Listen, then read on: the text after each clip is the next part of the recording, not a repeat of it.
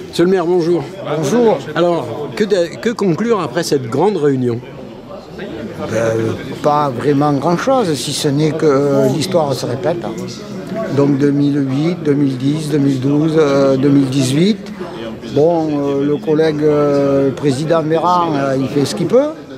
Le préfet, il a bien compris qu'à un moment donné, il fallait arrêter tout ce qui était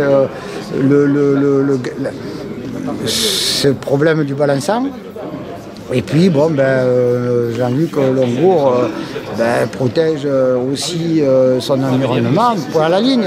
Après, je pense que les collègues ont probablement compris qu'il fallait maintenant faire un vrai travail. Mais existe-t-il des solutions à court terme? À court terme, demain, non.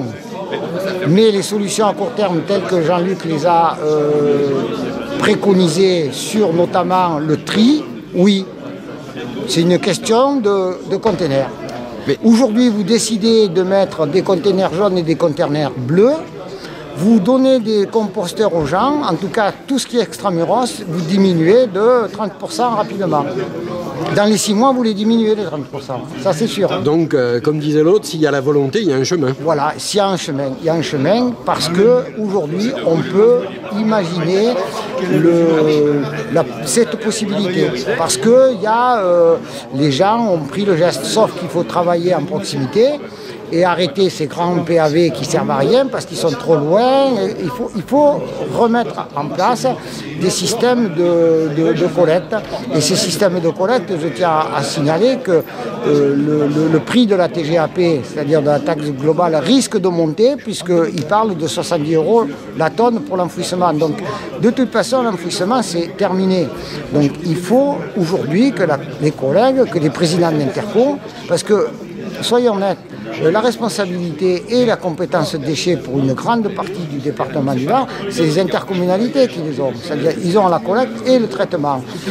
Aujourd'hui, on a réuni les maires. Il y a des maires, ils ne savent même pas de quoi on parle parce que de toute façon, ils n'ont jamais véritablement travaillé sur la collecte. Jamais véritablement travaillé sur la collecte. C'est les intercos. Par exemple, la CAVEM, quand le maire de Fréjus dit c'est pas lui qui fait la collecte, c'est la CAVEM. Donc, il faut arrêter d'expliquer l'inexplicable. Aujourd'hui, il faut mettre des bacs et faire du travail. Prenons un exemple très concret. Tout ce qui est les copropriétés horizontales et verticales elles devraient être traitées de cette manière. Avec des bacs jaunes pour les emballages, des bacs bleus pour le papier, etc., etc. Parce que la solution proposée par Bagnols-en-Forêt et le CIVED, mine de rien, ça représente plusieurs milliers de tonnes. Oui. Bagnols-en-Forêt, c'est sur la totalité 2 100 000 par an. La Réos, c'est entre 150 et 450 000 tonnes.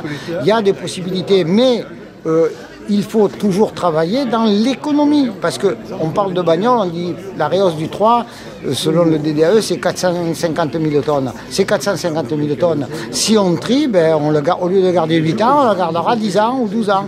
Aujourd'hui, personne ne trie. Et l'entreprise Pisorno, qui a soi-disant un projet au MUI, ce projet n'est toujours pas déposé. Donc si vous voulez, il y a énormément de non-dits et c'est un peu le bal des débutants qui nous font croire que... Voilà. Merci. Bonne journée.